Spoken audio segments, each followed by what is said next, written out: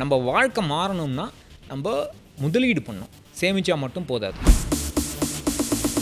டே trading பண்ணுறவங்கள 10 பேர் எடுத்துட்டோம்னா 7லேருந்து 9 பேர் தே லூஸ் மணி. எனக்கு one of the best words in Tamil எனக்கு ரொம்ப பிடிச்சது பணவீக்கம். குரோர்பதிங்கிறது கனவு கிடையாது, இட்ஸ் மேண்டட்டரி. மந்த்லி சேலரி 1ஆம் தேதியானா சம்பளம் வரும், இல்லை 5ஆம் தேதியானா சம்பளம் வரும்ன்ற ஒருத்தர் அவரோட சேலரியை எப்படி பிரிச்சுக்கணும்னு யோசிக்கிறீங்க? Emergency fund, health insurance, life insurance, இந்த 3 ஸ்டெப் இது வந்து ப்ரொடெக்ஷன் லேயர்னு வச்சுக்கோங்களேன். இந்த ப்ரொடெக்ஷன் பண்ணிட்டு தான் நீங்கள் சேவிங்கோ இன்வெஸ்டிங்கோ பற்றி யோசிக்கணும். ஒரு சேலரி 1 lakh இருக்குது அப்படின்னா அதில் எவ்வளோ பர்சன்டேஜ் வரைக்கும் இஎம்ஐ இருக்கலாம்? ஒரு ஹவுசிங் லோன் 1 lakhனா நான் மேக்ஸிமம் டெசிஷன் மேக்கிங்கில் பிரச்சனை இருக்குது. ஒரு ஜாப்லேருந்து இன்னொரு ஜாப் போகும்போது இவ்வளோ இஎம்ஐ இருக்குன்ற தாட் இருக்கும் ஒரு ஹோம் லோனை பொறுத்த வரைக்கும். ஆனால் அந்த ஹோம் லோன் வந்து ஒரு 5 இயர்ஸ்க்கு அப்புறம் அந்த இஎம்ஐ காஸ்ட் வந்து நமக்கு ஒரு பெரிய பேர்டனாக இருக்கிறதுல, பிகாஸ் அந்த டைமில் சேலரி இன்க்ரீஸ் ஆகிருக்கும், மணி வேல்யூ குறைஞ்சிருக்கு. அப்படி இருக்கும்போது அந்த தாட்டும் இருக்குல்ல, அதை அப்போ எப்படி அப்ரோச் பண்ணுறீங்க? போல் எடுத்து பாருங்கள், இந்த மாதிரி யோசிக்கிறவங்க ரொம்ப ரொம்ப கம்மி, ரொம்ப ரொம்ப கம்மி. This is the essential point. இதனால தான் அவசரப்பட்டு ஹோம் லோனும் அடைக்கக்கூடாதுன்னு எல்லாரும் சொல்கிறாங்க. ஸோ இன்வெஸ்ட்மெண்ட் பற்றி நிறைய சொல்லிட்டே இருக்கீங்களே, எதில் இன்வெஸ்ட் பண்ணுறது? நிறைய பேர் என்ன சொல்கிறாங்க, லேண்ட் ஏறிட்டே இருக்கும், குறையவே குறையாது. அது அன்ஃபார்ச்சுனேட்லி தவறான ஒரு. எப்படி சொல்கிறீங்க? What about gold? எப்போ வந்து உலகத்தில் வந்த பயம் ஜாஸ்தி ஆகுதோ அப்போ கோல்டு ஏறிட்டே இருக்கும். கடன் பட்டா நெஞ்சம் போல் கலங்கினான் இலங்கை வேந்தன்னு சொல்லுவாங்க.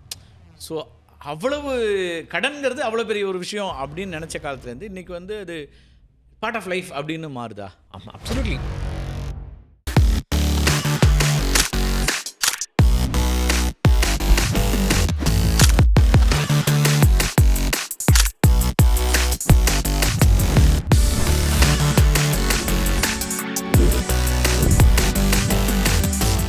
வணக்கம் நண்பர்களே, தமிழ்நாட்டினுடைய முகங்களை பார்த்து வருகிறோம். அந்த வகையில் இன்றைக்கு நாம் சந்திக்க இருக்கக்கூடிய ஒரு முகம் ரொம்ப வித்தியாசமான ஒருத்தர். அவருடைய துறை ஃபிசிக்ஸ், ஆனால் அவருடைய ஸ்பெஷலைசேஷன் இன்னொன்றில் இருக்குது. டாக்டர் பட்டாபிராம். வணக்கம் சார். உங்களை பற்றி நிறைய பேச போகிறோம். அப்புறம் பர்சனல் ஃபினான்ஸ், இன்வெஸ்ட்மெண்ட்ஸ் அப்படின்னு நிறைய விஷயங்கள் இந்த தலைமுறை அல்லது எல்லா தலைமுறையும் எதிர்பார்க்குற விஷயங்கள் அதெல்லாம் இருக்குது. டாக்டர் பட்டாபிராம் பற்றி சொல்லுங்கள். எங்கே தொடங்குறாரு, என்னவா இருக்கார்? அவர் ஒரு ஃபிசிக்ஸ் ப்ரொஃபஸர் தானே, அவர் எங்கே பர்சனல் ஃபினான்ஸ்க்கு வந்தார்? ஒரு சாதாரண குடும்பத்தில் பிறந்தவன் தான். All in Chennai, all in மயிலாப்பூர்னே சொல்லலாம். ஃபிசிக்ஸ் பண்ணணும்னு ஒரு சின்ன ஆசை இருந்தது. So I did my BSc, அதுக்கப்புறம் MSc. BSc in Vivekananda college, MSc in IIT Madras, PhD also IIT Madras. அதுக்கப்புறம் நான் வந்து I was doing my post doc ஒரு பெர்லினில் கொஞ்ச நாள் இருந்தேன். அப்புறம் Indira Gandhi centre for atomic ரிசர்ச்சில் இருந்தேன். ஸோ 2006 அது வரைக்கும் up to 2006 MSc PhD gold medallist. ஆமாம் ஆமாம், ஃபிசிக்ஸ் கரெக்ட். ஓகே. ஸோ அது ரெண்டுமே ஐஐடி மெட்ராஸில் இருந்து. அதுக்கப்புறம் கேட்குறேன்னா கோல்டு மெடலிஸ்ட் இன் ஃபிசிக்ஸ், அதுக்கப்புறம் அவர் வந்து பர்சனல் ஃபினான்ஸ் பண்ணிட்டார். அந்த டிரான்ஸ்ஃபர்மேஷன் தெரிஞ்சுக்கிறது தான் கேட்டேன். அதுதான் எனக்கும் அது சமயத்தில் ஆச்சரியமாக தான் இருக்குது. சரி. பட் அப் டு 2006 எனக்கு உலகத்தை பற்றி ஒன்றுமே தெரியாது. ஃபர்கெட் மணி, இன்னும் நல்லது கெட்டது கூட தெரியாது. நான் பாட்டு என் வேலை லேபுன்னு தான் இருப்பேன் எப்போவுமே. 2006 எங்கள் அப்பா ஃபெல் சிக். அவருக்கு வந்து மல்டிபிள் மைலோமான் அப்படின்னு ஒரு பிளட் கேன்சர் ஒன்று வந்தது. அப்போ வந்து எங்களுக்கு சுத்தமாக பணமே இல்லை. இமீடியட்லி ஒரு 1 lakh கேட்டாங்க ஹாஸ்பிட்டல். இமீடியட் இந்த மாதிரி கேன்சர் டயக்னோசிஸ் ஒரு 1 lakh கேட்டாங்க. அதுக்கு எங்களுக்கு எப்படி அரேஞ்ச் பண்ணணுன்னே தெரியல. அப்போ எங்களுடைய brother in law help me out. அப்போ அவர் வந்து he gave us an interest free loan. அப்போ அவர் 2-3 இன்ஸ்டால்மெண்ட்ஸில் கொடுத்தாரு. அது 3 lakhs கிட்ட வந்துடுச்சு. 2008 வரைக்கும் 3 lakhs ஆகிடுச்சு. So 2008 after my fathers passing, 2007 he past அவே. 2008 நான் வந்து -3 lakhs நெட்ஒர்த்தோட என்னுடைய ஜேர்னி ஆரம்பிக்கிறேன். Joint IIT 2006. பட் அதெல்லாம் செலவு எல்லாம் போய் 0 நெட்ஒர்த்து -3, ஒன்றுமே தெரியாது. அதுக்கு முன்னாடி நீங்கள் கல்பாக்கம் ஒர்க் பண்ணது, இந்த இதெல்லாமே இருந்தும் உங்களுக்கு கிரைசிஸ்? ஆமாம், இது நிறைய பேர் என்ன கேட்பாங்க, நீ பெர்லினில் இருந்திருக்கேன், நான் சுவிட்சர்லாண்ட்லேயும் கொஞ்ச நாள் இருந்திருக்கேன். பட் அப்படியும் எனக்கு எல்லாத்தையும் செலவழிச்சிட்டேன். நான் ஐ வாஸ் ஜஸ்ட் இந்த ஸ்பெண்ட் த்ரிஃப்ட் தான். எந்த விதமான சேவிங்ஸ் பற்றி எனக்கு இதுவும் கிடையாது, கவலைப்பட்டதே கிடையாது, அது யோசித்ததும் கிடையாது. பேரண்ட்ஸும் எனக்கு அவங்களுக்கு நான் அட்வைஸ் பண்ணுற அளவுக்கு அவங்களுக்கும் பெருசாக தெரியாது. ஸோ இந்த க்ரைசிஸ் நடந்தபோது எங்கிட்ட இருந்ததெல்லாம் போச்சு. அப்போது வந்து எங்கள் அம்மா வந்து 2007 just few months before his death எங்கள் அம்மா சொல்கிறாங்க, எனக்கு அப்போ சம்பளம் வரல, ஒரு 3-4 months சம்பளம் வரல, ஒரு டெக்னிக்கல் இஷ்யூனால சம்பளம் வரல. அப்போ எங்கள் அம்மா சொல்கிறாங்க, தாலியை விற்றுட்டு நீ எவ்வளோ முடியுமோ ஏன்னா அவங்களுக்கு எங்கள் அப்பாவுக்கு இன்ஜெக்ஷன்ஸ் போடணும். ஏன்னா அவருக்கு வந்து அந்த சிபிசி இருக்கு இல்லையா, கம்ப்ளீட் பிளட் கவுண்ட் எடுப்பாங்க. அதில் WBC குறைஞ்சிரும், RBC குறைஞ்சிரும். அப்போது அது இன்ஜெக்ஷன் போட்டால் தான் அவரால் உயிர் வாழ முடியுங்கிற ஒரு மாதிரி சூழ்நிலை. அப்போது வந்து ஒரு மந்த்லி எங்களுக்கு 30,000-40,000 தேவைப்படும் ஜஸ்ட் இன்ஜெக்ஷன்ஸ்க்கு மட்டுமே, ப்ளஸ் அதர் எக்ஸ்பென்சஸ். மெடிக்கல் எக்ஸ்பென்சஸே இன்ஜெக்ஷனுக்கு மட்டுமே, இன்ஜெக்ஷன்ஸ் மட்டுமே, ஒன் காம்போனண்ட்டுக்கே மட்டும். அப்புறம் நாங்கள் அட்டெண்டருக்கு பே பண்ணோம் நிறைய. அப்போ தான் எனக்கு வந்து மண்டையில் உரைச்சிது, என்னடா நம்ம அந்த gold medal or foreign exposure எதுவுமே இப்போ வெளியே கேட்டால் நீ இந்திரா காந்தி சென்டரில் சயின்டிஸ்டாக இருக்க இல்லை IITயில் இருக்கேன்னா it's very prestigious thing. But personally zero. Highly paid எம்ப்ளாயராக தானே இருந்திருப்பீங்க. ஆமாம், அந்த டைமுக்கு it was reasonably high paid. Although I was just starting. நான் இன்னும் அந்த இந்திரா காந்தி சென்டரில் வந்து எனக்கு 3 monthsலேயே இந்த பிரச்சனை வந்துடுது. ஐ ஹேட் டு ஸ்விட்ச் ஜாப்ஸ். ஸோ எனக்கு எதுவும் பெரிய சேவிங்கும் எதுவும் இல்லை. இப்போ ப்ராவிடென்ட் ஃபண்ட் சேவிங்ஸும் பெருசாக ஒன்றும் இல்லை, nothing. It was all blank, எல்லாமே போயிடுச்சு. அப்போது தானே ரியலைஸ் நம்ம வந்து இன்னுமே இந்த நிலமை நம்ம ஃபேமிலிக்கு வரக்கூடாது.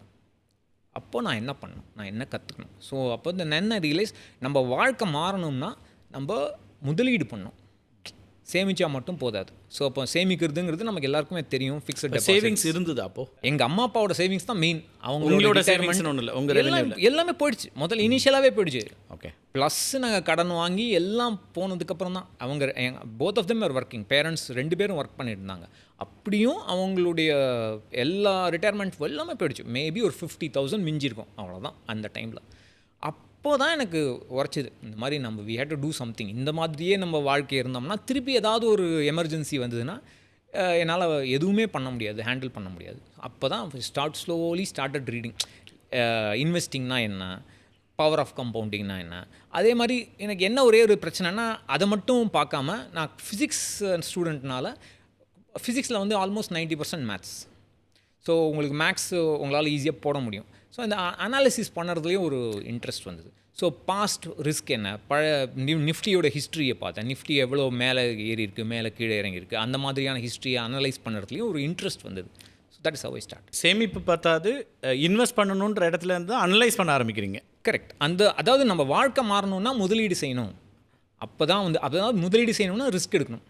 ஏன்னா சேமிப்புனா கேரண்டீடு ரிட்டர்ன். நீங்கள் பணம் போடுறதுக்கு முன்னாடியே உங்களுக்கு தெரிஞ்சிடும் எவ்வளோ ரிட்டர்ன் கிடைக்க போகுதுன்னு. அதுதான் சேமிப்போட பேசிக் டெஃபினேஷன் வச்சுக்கலாமே. முதலீடுன்னு அது கிடையாது.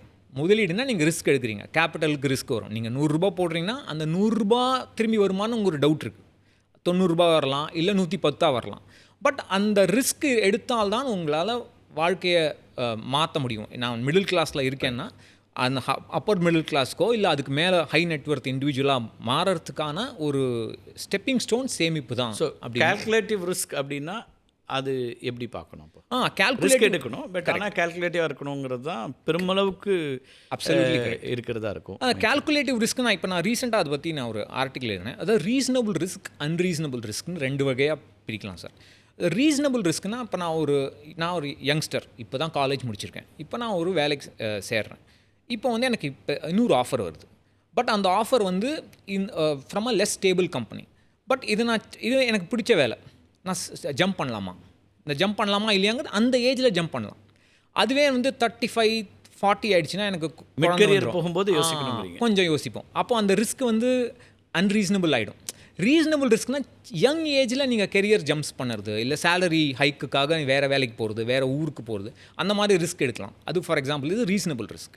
அன்ரீசனபிள் ரிஸ்க்கு நம்ம எல்லாருக்குமே தெரிஞ்சது, தண்ணி அடிக்கிறது, தம் அடிக்கிறது எல்லாம் அன்ரீசனபிள் இருக்குது, எல்லாருக்குமே தெரியும். If you drink and smoke டெஃபினட்டாக விளைவுகள் வரும்னு, ஆனாலும் பண்ணுறாங்க. But it's an unreasonable risk as an example. Okay. அதே மாதிரி இன்வெஸ்டிங்கில் பார்த்தீங்கன்னா unreasonable risk is trading. For example, ஏன்னா இப்போது செபி வந்து அழகாக ரிசர்ச் பேப்பர் போட்டிருக்காங்க, 2-3 ரிசர்ச் பேப்பர் இதுக்காக போட்டிருக்காங்க. இதில் வந்து இன்ட்ராடே ட்ரேடிங் பண்ணுறவங்க, இல்லை ஷார்ட் டேர்ம் ட்ரேடிங் பண்ணுறவங்க, இல்லை ஃபியூச்சர்ஸ் அண்ட் ஆப்ஷன்ஸ், அதாவது அடுத்த 1 மாதத்தில் மார்க்கெட் எப்படி இருக்கும் அப்படிங்கிற ஒரு ஸ்பெகுலேஷன். இன்ட்ராடேட்டுங்கிறது அன்னைக்கே வாங்கி அன்னைக்கே விற்கிறது சொல்கிறீங்க? ஆமாம், வித்தின் த மார்க்கெட் ஹவர்ஸ், அந்த ஹவர்ஸில் மார்க்கெட் ஹவர்ஸ்குள்ளேயே சேல் பண்ணுறேன். கரெக்ட். ஸோ அதெல்லாம் அவங்க என்ன ரிசர்ச் சொல்லுதுன்னா, டே ட்ரேடிங் பண்ணுறவங்கள 7 to 9 பீப்புள், 10 பேர் எடுத்துட்டோம்னா 7லேருந்து 9 பேர் தே லூஸ் மணி. ஸோ அப்போது அது அன்ரீசனபிள் ரிஸ்க் ஆகிடுது. இப்போ நான் வந்து அந்த ஒரு ஆளாக இருப்பேன், இல்லை அந்த 7 அந்த 3 ஆள் சக்ஸஸ்ஃபுல்லாக அந்த 3 ஆளாக இருப்பேன்னு நான் எதிர்பார்க்குறது வெரி அன்ரீசனபிள்.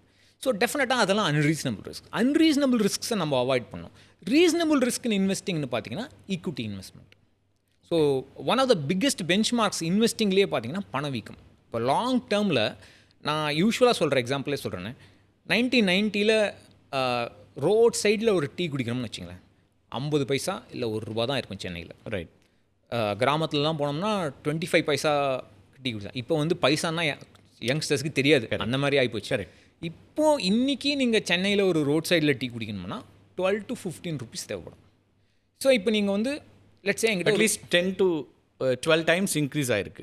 10% ரிட்டர்ன், அதாவது இன்ஃப்ளேஷன் இன்க்ரீஸ். ஓகே. பணவீக்கம் வந்து 10%. எனக்கு one of the best words in Tamil எனக்கு ரொம்ப பிடிச்சது பணவீக்கம். அதாவது நம்ம பர்ச்சேசிங் பவர் குறைஞ்சிக்கிட்டே வருது, நம்ம வாங்கும் திறன் குறைஞ்சிக்கிட்டே வருது because of the inflation. So இப்போ என்கிட்ட ₹15 இருக்குன்னு வச்சுங்களேன், இப்போ நான் அதை இன்வெஸ்ட் பண்ணுறேன். இப்போ என்னோட ஏம் என்னென்னா, ஒரு 20 வருஷம் கழிச்சு இந்த இன்வெஸ்ட்மெண்ட்டை ரெடீம் பண்ணி டேக்ஸ் பே பண்ணிவிட்டு அந்த இருக்கிற பேலன்ஸை வச்சு நான் ஒரு டீ குடிக்கணும், ரோடில் ஒரு டீ குடிக்கணும் அப்படின்னா எனக்கு ₹100 தேவை. ஸோ இந்த 10% நம்ம இன்ஃப்ளேஷன் ஃப்யூச்சர்லேயும் ப்ரொஜெக்ட் பண்ணோம்னா அந்த ₹15 இருக்கிற இன்றைக்கி இருக்கிற டீ ₹100 ஆயிரும். அப்போ அந்த ₹100 எனக்கு ₹15 இன்வெஸ்ட்மெண்ட் ₹100 ஆகணும்னா டேக்ஸை தாண்டி எனக்கு 10% வேணும். அப்போது சாதாரண ஃபிக்ஸட் டெபாசிட்லேயோ இல்லை இந்த மாதிரி போஸ்ட் ஆஃபீஸ் ஸ்கீம்லேயோ போட்டேன்னா எனக்கு 6-7.5% தான் வரும் டேக்ஸை தாண்டி. அப்போ நான் ₹15 7% ரிட்டர்ன் மட்டுமே பர் ஆனம் சொல்கிறீங்க. பர் ஆனம் ₹15 7% ரிட்டர்ன் மட்டுமே வந்தால் 20 வருஷம் கழிச்சு எனக்கு ₹58 தான் கிடைக்கும். அதை வச்சு நான் ஒரு டீ கூட குடிக்க முடியாது. நான் வந்து லைஃப் ஸ்டைலை மாற்றுறது, அடுத்த லெவலுக்கு போகிறதெல்லாம் பற்றி பேசலை. இன்றைக்கி பேசிக் நீட். இன்றைக்கி நீங்கள் ரோட்டில் டீ குடிக்கிறீங்க, 20 வருஷம் கழிச்சு நீங்கள் ரோட்டில் டீ குடிக்கணும்னு நினச்சா கூட உங்களுக்கு அந்த போர்ட்ஃபோலியோவில் அந்த 10% ரிட்டர்ன் வேணும். ஸோ என்ன பெஞ்ச் மார்க்னால் உங்களுடைய போர்ட்ஃபோலியோ, அதாவது ஒரு இன்வெஸ்ட்மெண்ட்டை பற்றி சொல்ல, ஸ்டாக் மார்க்கெட்டோ இல்லை பிஎஃப்ஓ அதை பற்றி இல்லாமல் ஓவரால் டோட்டல் போர்ட்ஃபோலியோ பணவீக்கத்தோட அட்லீஸ்ட் 1 or 2% ஹையராக இருக்கணும். ஒருத்தர் வந்து மந்த்லி சேலரிடாக இருக்கிற ஒரு எம்ப்ளாயர், அப்புறம் பிஸ்னஸில் இருக்கிறாங்க, அவங்களுக்கு வந்து என்னங்கிறது இப்போ மந்த்லி சேலரி 1ஆம் தேதியானா சம்பளம் வரும், இல்லை 5ஆம் தேதியானா சம்பளம் வரும்ன்ற இருக்க ஒருத்தர் அவருடைய சேலரியை எப்படி பிரிச்சுக்கணும்னு யோசிக்கிறீங்க? ஒரு மாதத்தோட சம்பளத்தில் நான் வந்து எதுக்கு எவ்வளோ பர்சன்டேஜ் ஸ்பெண்ட் பண்ணலாம்? ஸோ இப்போ ஃபஸ்ட்டு ஸ்டெப் வந்து 2 பேருக்குமே காமன் சார். அதாவது ரெகுலராக சம்பளம் வராதவங்க பிஸ்னஸ் பீப்புள், அவங்களுக்கு வந்து குவார்ட்டர்லி வரலாம், 6 monthsக்கு ஒரு தடவை வரலாம், இல்லை ரெகுலராக எவ்ரி 30 days வருது. அவங்க என்ன பண்ணணும்னா ஃபஸ்ட்டு 6 monthsக்கு எதுவுமே பண்ணக்கூடாது, இன்வெஸ்ட்மெண்ட்டை பற்றியே யோசிக்காமல். நீங்கள் வந்து பிகினர் சொல்கிறீங்க? Absolute beginner. இன்றைக்கி நான் காலேஜ் முடிச்சுட்டு ஃபஸ்ட்டு இப்போ தான் வேலைக்கு ஜாயின் பண்ணுறேன், இல்லை ஒரு பிஸ்னஸ் ஆரம்பிக்கிறேன், அந்த மாதிரியான ஒரு ஆள் சொல்கிறேன். அவங்க என்ன பண்ணணும்னா ஒரு எமர்ஜென்சி ஃபண்ட் பில்ட் பண்ணணும். ஒரு திடீர் அன்எக்ஸ்பெக்டட் எக்ஸ்பென்சஸ் வரத்துக்கான ஒரு பிளாங்கெட். இப்போ என்னுடைய மந்த்லி எக்ஸ்பென்சஸ் 30,000 வச்சுங்களேன், அட்லீஸ்ட் 6 monthsக்கான மந்த்லி எக்ஸ்பென்சஸ் அப் டு 12 monthsக்கான மந்த்லி எக்ஸ்பென்சஸ் அந்த இன்னொரு பேங்க் அக்கௌண்ட்டில் போட்டுருணும். இப்போ சேலரி அக்கௌண்ட்னு ஒன்று வரும் யூஸ்வலாக சேலரிட் பீப்புளுக்கு. அந்த அக்கௌண்ட் தான் அவங்க டெய்லி யூஸ் பண்ணுவாங்க, ஜிபே யூஸ் பண்ணுவாங்க, கிரெடிட் கார்டு, டெபிட் கார்டு எல்லாமே அதில் தான் லிங்க்டாக இருக்கும். அது இல்லாமல் இன்னொரு அக்கௌண்ட்டில் போடணும்.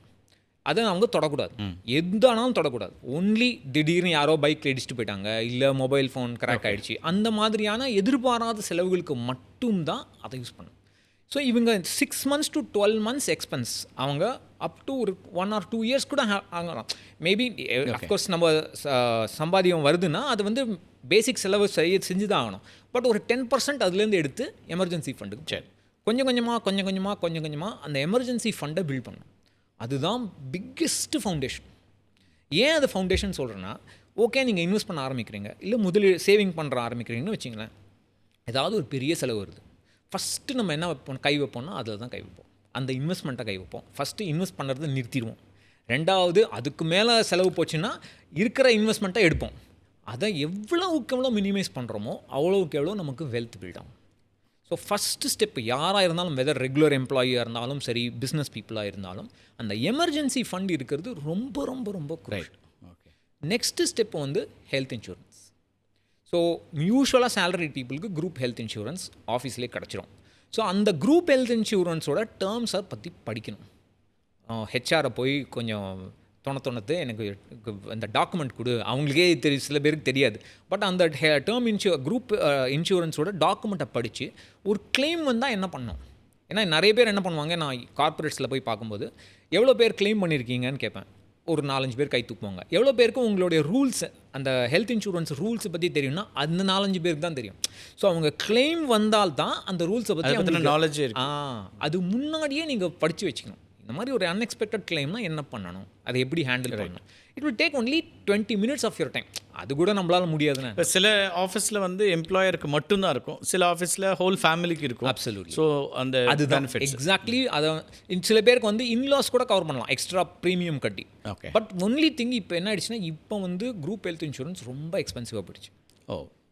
ஏன்னா அவங்க வந்து சில அந்த கண்டிஷன்ஸ் நிறைய பேர் என்ன ஒரு ஒரு எம்ப்ளாய்மெண்ட் என்ன வச்சுங்களேன், ஒரு ஆர்கனைசேஷனாக ஒரு 1000 பேர் இருப்பாங்க. 1000 பேர்னா ஒரு 100 கிளைமாவது வரும் ஒரு வருஷத்துக்கு. ஸோ உங்களுக்கு நிறைய பணம் லாஸ் ஆகும். ஸோ அதனால் ப்ரீமியம் ஜாஸ்தி பண்ணிகிட்டே இருக்காங்க. But that's okay. But that is a cost to the employer. அதனால் அது ப்ராப்ளம் இல்லை. பட் ஹெல்த் இன்சூரன்ஸ் எவ்வளோ அது போதுமா? ஃபார் எக்ஸாம்பிள் 5 lakhs கொடுக்குறாங்கன்னு வச்சுங்களேன். ஃபார் அ பிகினர் இந்த 30s 5 lakhs போதும். பட் கொஞ்சம் ஓல்டர் பீப்புள் 40-45னா அட்லீஸ்ட் 10 lakhs தேவைப்படும். ஓகே. அண்ட் பேரண்ட்ஸ்க்கு தேவையா? பேரண்ட்ஸை கவர் பண்ணலைன்னா இம்மீடியட்டாக அவங்களுக்கு கவர் வாங்கணும். தனி கவர், ப்ரைவேட் கவர் வாங்கணும். அண்ட் உங்களுக்கு வந்து ஸ்திரமான வேலை இருக்குன்னா, ஸ்டேபிள் ஜாப், ஃபார் எக்ஸாம்பிள் நீங்கள் கவர்மெண்ட்டில் ஒர்க் பண்ணுறீங்கன்னா, பிஎஸ்யூவில் ஒர்க் பண்ணுறீங்கன்னா, டிப்பிக்கலாக அவங்க வேலையை விட்டு போக மாட்டாங்க. அப்போ அவங்களுக்கு அந்த குரூப் கவர் மட்டுமே போதும். ஓகே. பட் கார்ப்பரேட்டில் வேலை பண்ணுறவங்கள எஸ்பெஷலி யங் பீப்புள் இப்போலாம் நிறைய ஜாப் ஹாப்பிங் பண்ணிகிட்டே இருக்காங்க, மாற்றிட்டே இருக்காங்க. எவ்ரி 6 months சொல்லுவாங்க வேற. அவங்க வந்து ப்ரைவேட்டாக ஒரு கவர் வாங்கிறது ரொம்ப முக்கியம். ஓகே. ஏன்னா அந்த இந்த இன்பிட்வீன் ஜாப்ஸ் நடுவில் ஏதாவது ஹாஸ்பிட்டலைசேஷன் ஆச்சுன்னு வச்சுங்க, அப்போ உங்களுக்கு அந்த ஹெல்த் இன்சூரன்ஸ் தேவைப்படும். So that is the second step. மூணாவது வந்து லைஃப் இன்சூரன்ஸ். சில எம்ப்ளாயர்ஸ் வந்து லைஃப் இன்சூரன்ஸும் தருவாங்க. தட் இஸ் ஒரு எம்ப்ளாயிக்கு டெத் ஆகிடுச்சுன்னா அவங்களுடைய நாமினிஸ்க்கு they will get the money.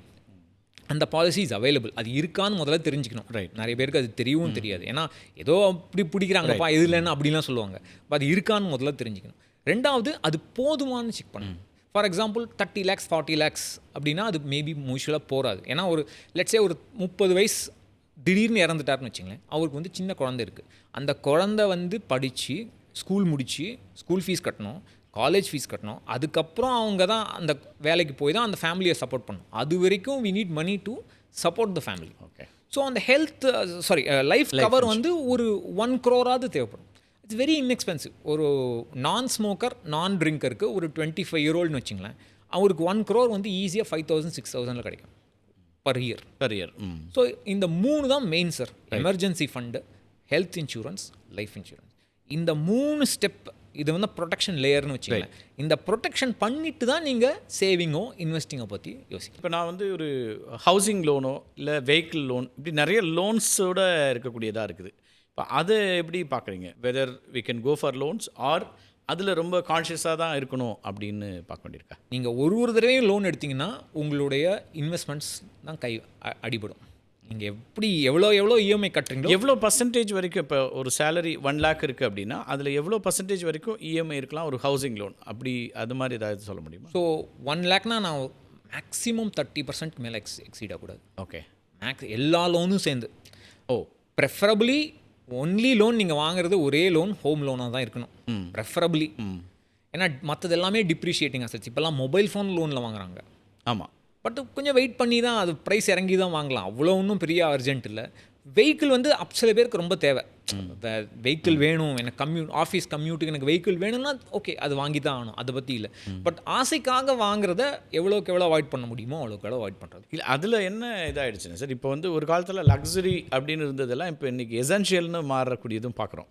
So life ஸ்டைலே நிறைய மாறி இருக்கு இல்லையா? இப்போ அதில் அப்போ அந்த அப்ரோச்சே மாறுதானே வேண்டிய. அன்ஃபார்ச்சுனேட்லி நம்ம அந்த சேவிங் சொசைட்டிலேருந்து அப்படியே இப்போ ஸ்பெண்டிங் சொசைட்டி ஆகிட்டோம். நம்ம கண்ட்ரி வளரணும்னா ஸ்பெண்ட் பண்ணால் தான் கண்ட்ரி வளருங்கிற மாதிரி ஒரு நிலைமை வந்து. இண்டிவிஜுவல் எப்படி வளருது? அதுதான் problem. At the cost of the individual. Okay. அதுதான் அங்கே கேட்ச். அங்கே டேர்ம்ஸ் அண்ட் கண்டிஷன்ஸ் அப்ளை. அதுதான். ஓகே. நீங்கள் நிறைய ஸ்பெண்ட் பண்ணிங்கன்னா country will develop, companies develop ஆகும், GDP will grow, but individual will suffer. Okay. அப்போ ஹவுஸ் ஹோல்டு இன்கம் சேவிங்ஸே ரொம்ப கம்மியாகிடுச்சு. நீங்கள் ஆர்பிஐ ரிப்போர்ட்லாம் பார்த்தீங்கன்னா ஓவர் த லாஸ்ட் 20 years பயங்கரமாக ட்ராப் ஆகிடுச்சு. எக்ஸாக்ட் டேட்டா ஞாபகம் இல்லை, பட் சிக்னிஃபிகண்ட்லி ட்ராப்ட். அதுதான் நான் கொஞ்சம் யோசிச்சு வாங்கினேன். என்னுடைய வாண்ட்ஸ் அண்ட் நீட்ஸ், என்னுடைய இது தேவை, இது வந்து என்னுடைய ஆசை, இந்த ரெண்டுத்துக்கும் நம்ம ஒரு பார்டர் போடுறது. ஆசைனா கொஞ்சம் வெயிட் பண்ணி வாங்கலாமே, அர்ஜென்ட்டாக இமீடியட்டாக நெக்ஸ்ட் மாடல் மொபைல் வாங்குறதுக்கு கொஞ்சம் 6 months வெயிட் பண்ணலாம், ஒன்றும் பெருசாக ஆகிட போகுது இல்லை, ஏதோ இருக்கிறத வச்சு ஓட்டலாம். அந்த மென்டாலிட்டி இருந்தால் பிற்காலத்துலேயும் என்ஜாய் பண்ணலாம். That is the big change. நான் இன்றைக்கே இப்போவே நான் என்ஜாய் பண்ணணும் அப்படிங்கிற மென்டாலிட்டி தான் நிறைய பேருக்கு இருக்குது. பட் நான் என்ன சொல்கிறேன், ஒரு பேலன்ஸ் நீங்கள் மெயின்டைன் பண்ணிங்கன்னா இப்போ என்ஜாய் பண்ணுங்கள், டெஃபினட்டாக இப்போ என்ஜாய் பண்ணி தான் ஆகணும். ஏன்னா சில விஷயங்கள்லாம் யங்காக இருக்கும்போது தான் நீங்கள் ஸ்பெண்ட் பண்ண முடியும், என்ஜாய் பண்ண முடியும். பட் பிற்காலத்துலேயும் நீங்கள் என்ஜாய் பண்ணணும்ல. After you become 50 also you should enjoy. அந்த பேலன்ஸ்க்கு நீங்கள் இன்வெஸ்ட் பண்ணணும். அதுக்கு நீங்கள் ரொம்ப இஎம்ஐயில் 40-50%லாம் இஎம்ஐ கொடுக்குறாங்க. அன்ஃபார்ச்சுனேட்லி ஃபோன் பண்ணி கொடுக்குறாங்க லோன். இப்போ அந்த மாதிரி ஆகி போச்சு. ஆமாம். ஸோ அப்படி இருக்கும்போது உங்களால் ஒன்றுமே பண்ண முடியாது. 60% இருக்காங்கன்னா இப்போ லேண்ட் காஸ்ட் இன்க்ரீஸ் ஆகிடும், அது ஒரு இன்வெஸ்ட்மெண்ட் அப்படின்ற மாதிரி தானே அதை பார்க்குறாங்க. அதுதான் நான் இப்போ அது ஒரு கால்குலேட்டிவ் ரிஸ்க் மாதிரியே கூட வச்சுக்கோங்களேன். இப்போ வந்து இஎம்ஐ ஜாஸ்தி இருக்குது, நம்ம வந்து டெசிஷன் மேக்கிங்கில் பிரச்சனை இருக்குது. ஒரு ஜாப்லேருந்து இன்னொரு ஜாப் போகும்போது இவ்வளோ இஎம்ஐ இருக்கேன்ற தாட் இருக்கும் ஒரு ஹோம் லோனை பொறுத்த வரைக்கும். ஆனால் அந்த ஹோம் லோன் வந்து ஒரு 5 இயர்ஸ்க்கு அப்புறம் இப்போ நீங்கள் பணவீக்கம் சொல்கிறீங்க, எக்ஸாக்ட்லி 5 இயர்ஸ்க்கு அப்புறம் அதோடைய அந்த இஎம்ஐ காஸ்ட் வந்து நமக்கு ஒரு பெரிய பேர்டனாக இருக்கிறதுல. பிகாஸ் அந்த டைமில் சேலரி இன்க்ரீஸ் ஆகிருக்கும், மணி வேல்யூ குறைஞ்சிருக்கு. அப்படி இருக்கும்போது அந்த தாட்டும் இருக்குல்ல, அதை அப்போ எப்படி approach? Brilliant point sir. Very few people, நீங்கள் சொன்ன point very few people realise. Brilliant point. EMI நீங்கள் கட்டுறீங்க, ஓவர் 5 இயர்ஸ் அதோடைய வேல்யூ ஆக்சுவலி கம்மியாயிடும். ஏன்னா உங்கள் சேலரி இன்க்ரீஸ் ஆகிடும். ஏன்னா பணவீக்கம் is also rolling down. So EMI home லோனை பற்றி நான் என்ன சொல்ல வரேன்னா, ஒன்று டெஃபினட்டாக தேவை. It is better to by.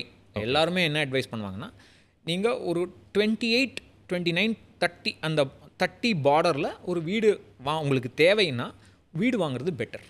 சீக்கிரமாகவே வாங்கிட்டுறது பெட்டர். ஏன்னா அப்புறமா வாங்கினீங்கன்னா அப்புறம் உங்களுக்கு தெரியாது, ஜாப் ஸ்திரமாக இருக்காது, அந்த மாதிரி ப்ராப்ளம்ஸ் வந்துடும். ஸோ ஏர்லி கேரியர்லேயே ஹோம் லோன் வாங்கி ஒரு 15 இயர் ஹோம் லோன். ஓகே. எவ்வளோ வருஷம் போகலாம் இந்த இஎம்ஐ? எவ்வளோ வருஷம் கட்டலாம்? ஏன்னா இனிஷியலாக இப்போ ஒரு 10 இயர்ஸ், 15 இயர்ஸ், 20 இயர்ஸ், 25 இயர்ஸ் வரைக்கும் ஆஃபர் பண்ணுறாங்க. பட் எது அட்வைசபிள்? எவ்வளோ வருஷத்துக்குள்ளே அதை கம்ப்ளீட் பண்ணால் நல்லதுன்னு? ஆக்சுவலி இது வெரி காம்ப்ளிகேட்டட் ப்ராப்ளம். இது மேத்தமேட்டிக்கலாகவும் இருக்குது, எமோஷ்னலாகவும் இருக்குது. இதை நிறைய பேர் எமோஷ்னலாக ஹேண்டில் பண்ணுவாங்க. நீங்கள் மேத்தமேட்டிக்கலாக பார்த்தீங்கன்னா 20 இயர்ஸ் 25 இயர்ஸ்னால் இஎம்ஐ கம்மியாகும். ஓகே. இப்போ நான் பட் இன்ட்ரெஸ்ட் கூட்டிகிட்டே இருக்குல்ல. Exactly.